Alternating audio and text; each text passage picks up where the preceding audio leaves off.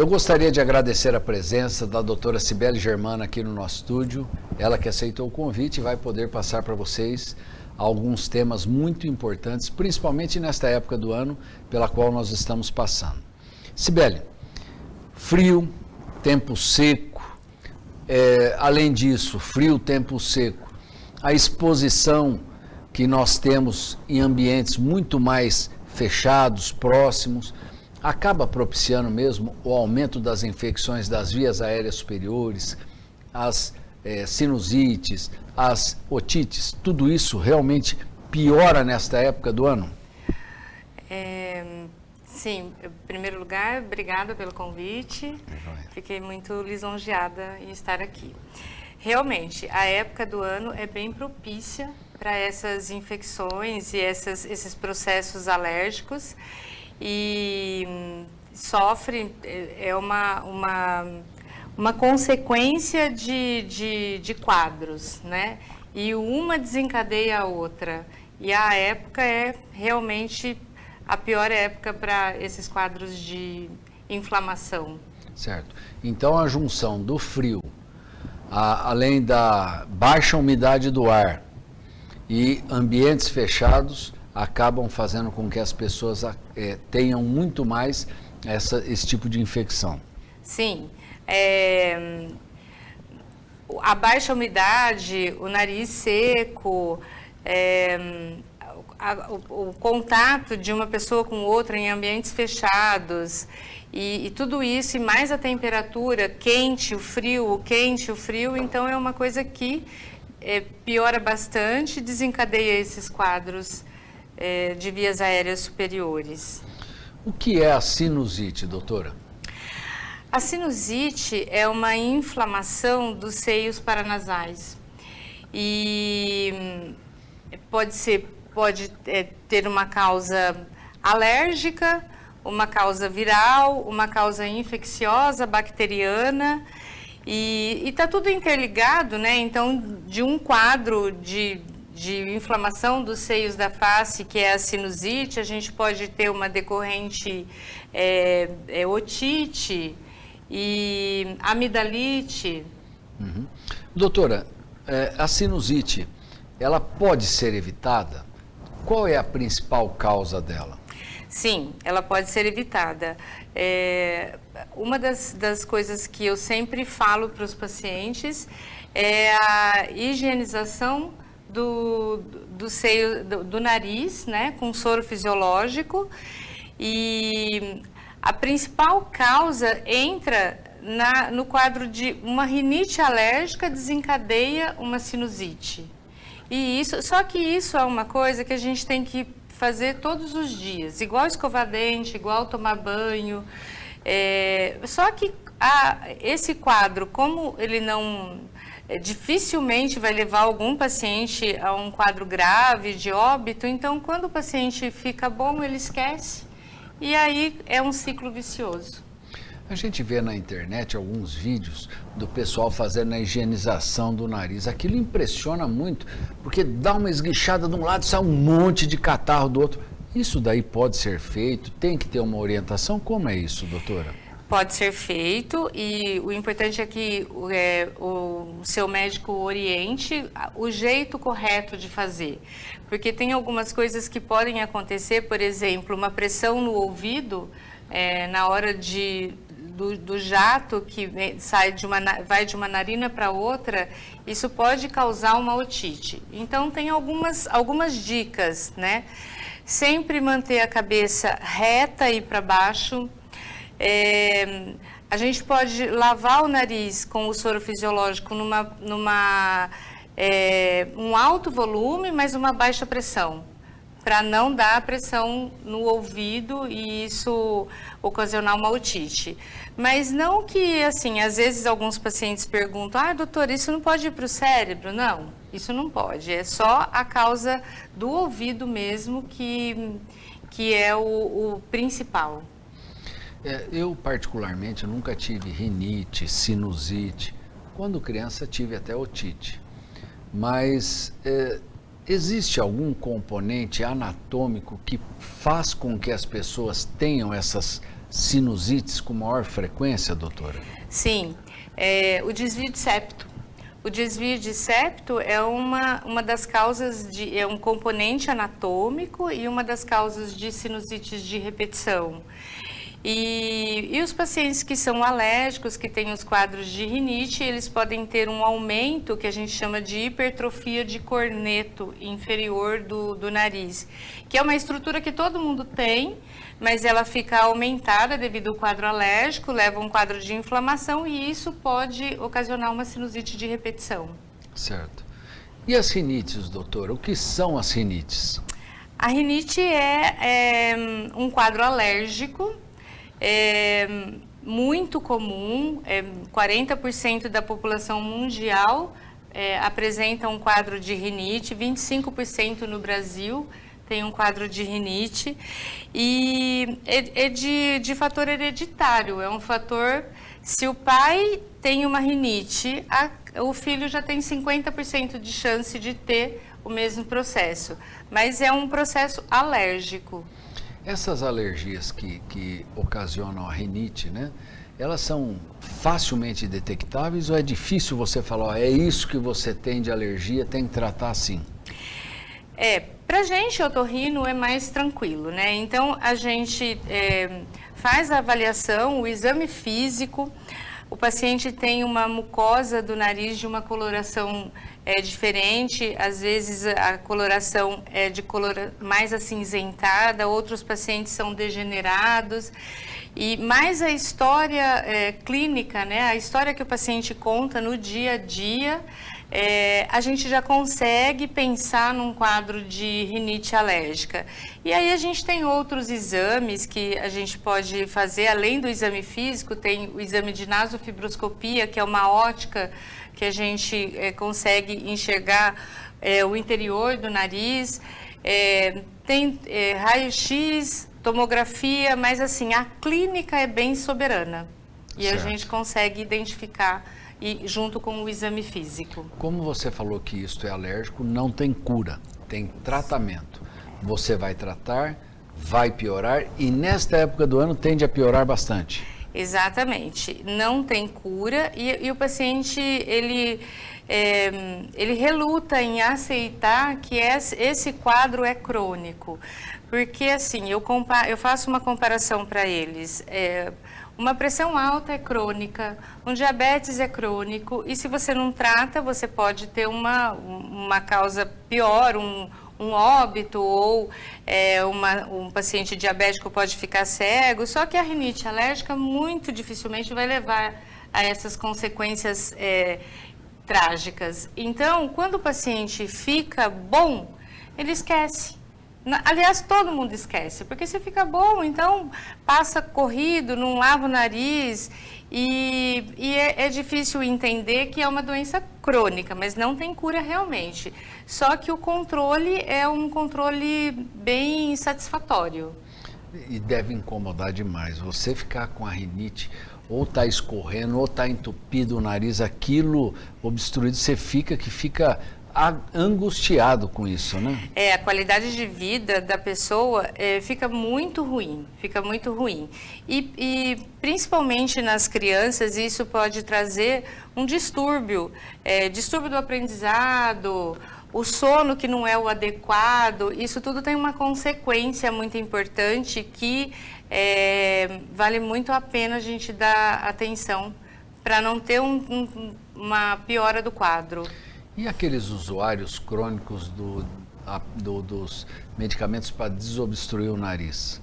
Isso daí faz mal mesmo? Existem alguns tipos de medicamento, né? Tem um que a gente chama de vasoconstritor, que é um medicamento que a pessoa não fica sem ele, a gente fala, fica viciada, dependente do medicamento. Esse medicamento realmente traz um problema para a saúde, ele pode trazer um problema cardíaco, um ataque cardíaco, uma própria rinite medicamentosa, e esse não é o ideal de estar fazendo uso. E tem os outros medicamentos que é próprio para rinite mesmo, que a gente pode usar, lógico, sempre com uma orientação médica, que esse não traz uma consequência, desde que seja acompanhado pelo seu médico. Certo. Com relação às otites, doutora, o que são as otites? A otite é uma infecção ou inflamação da orelha. Dentro da orelha a gente tem 3 tipos de otite. Uma que chama otite externa, que é mais comum na época do verão, que é ocasionada por água, por piscina. Aí tem uma que chama otite média. Essa otite média, ela é comum agora na época em que nós estamos, a sua anatomia está muito próxima lá, o ouvido está muito próximo ao nariz, então esse excesso de secreção, esses quadros de rinite, de sinusite podem levar a essa otite média. E isso pode trazer um transtorno importante para o paciente. Certo. Qual é o principal sintoma que o indivíduo está com otite? A dor é uma característica bem evidente, marcante. O paciente sente o ouvido entupido também, é outra característica. Diminuição da audição, então. Exatamente. Como se hoje eu recebi uma paciente que há 5 dias está com dificuldade para ouvir, e aí vai examinar o quadro todo, é uma sinusite que levou a uma otite. Certo. Então, geralmente, ela pode vir cursando com dor e, além da dor, uma baixa de audição. Qual é a causa principal? É infecciosa ou inflamatória da otite? Inflamatória é o mais comum. Mas se você não toma os devidos cuidados, não tem esse cuidado de lavagem do nariz ou usar a medicação correta para desobstruir o nariz, pode levar, se fica mais arrastada, leva a um quadro bacteriano. Certo. Doutora, e as amidalites? Na minha época, a amidalite era uma coisa que operava demais da conta. Aquelas crianças tinham uma amidalite atrás da outra. Aí todo mundo queria operar para depois chupar sorvete, que tinha que chupar sorvete porque sangrava e o sorvete fazia.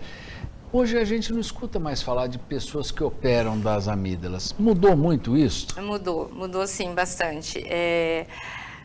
A gente tenta, porque hoje assim a gente já consegue perceber que dependendo do tipo do estilo de vida, da dieta, isso também é um fator que melhora, que diminui essa quantidade de infecções. É lógico que tem aqueles quadros que são assim evidentes e bem claros, que é uma hipertrofia do tecido, que é o aumento do tecido, que ronca e não tem como. Aí, assim, é cirúrgico realmente, mas a gente já tem mais medicamentos e mais opções para tentar não operar.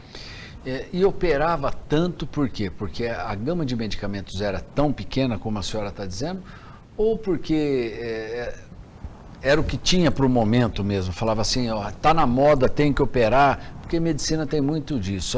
Vamos operar a amidalite, tem que tirar.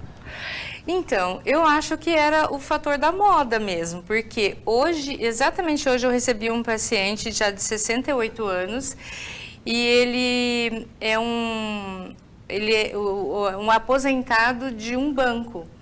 E ele me disse que ele não sabe por quê, mas que para entrar naquele banco todo mundo tinha que tirar as amígdalas. E aí, assim, eu fiquei sem entender o porquê disso, mas eu já vi várias histórias, então devia ser da moda mesmo, da época, porque não tem justificativa para você vai ter muito mais infecção, mas tem paciente que não tem infecção nenhuma e vai tirar profilaticamente, isso não existe. E falavam que quem operava muito da amígdala deixava de ter amidalite, porque tirava a amígdala, mas passava a ter mais faringite, mais laringite. É verdade isso? Não, é assim, o paciente que tira faz a cirurgia da amígdala e começa a ter faringite, é porque com certeza ele tem um fator alérgico associado que não é controlado. E aí, como você tem uma descarga posterior da rinite alérgica, esses quadros, eles ficam... Antigamente, ele até tinha uma faringite, mas se misturavam com os sintomas da amígdala e ele não sentia. Mas se o paciente tem a indicação de retirar a amígdala, faz a cirurgia e se for alérgico e faz um controle desse quadro, ele não vai ter uma faringite de repetição. Outro quadro que dá uma faringite de repetição também, que você tem que pensar, é quando o paciente tem um quadro de refluxo. Isso também leva um quadro de faringites, e aí, se tira a amígdala, vai ficar mais evidente, mas é questão de ser diagnosticado e o controle. Certo. Hoje, o diagnóstico que vocês fazem, tanto da amidalite, otite, rinite, sinusite, é muito mais clínico, apesar de ter realmente os raios-x, não sei se existe algum outro exame que pode auxiliá-la, mas pelo que eu entendo, vocês usam bastante aquele nasofibroscópio, que isso daí dá uma visão direta e você consegue realmente ter um diagnóstico muito mais preciso, né? Sim, eu consigo, eu costumo falar que o nasofibroscópio é o terceiro olho do otorrino. É bem difícil hoje, a gente já se adaptou a essa situação, que é mais tranquila, né? Então, ele faz assim, quando o paciente está num quadro, principalmente num quadro agudo, e você faz o exame físico, a rinoscopia anterior e não vê nada, e você coloca o nasofibroscópio, você consegue enxergar uma secreção posterior, está feito o diagnóstico, né, com mais a história clínica do paciente, de quanto tempo, e então você consegue. Mas assim, tem aqueles quadros em que você tem repetição e precisa saber se o paciente tem uma sinusite crônica. Porque uma sinusite crônica, ele fica um período bom, mas ele tem a sinusite. Então, nesse período que ele está bom, normalmente, é o que a gente faz, por exemplo, uma tomografia de seios da face. Mas eu estou super bem, doutora, mas tem uma secreção lá que indica para a gente uma sinusite crônica.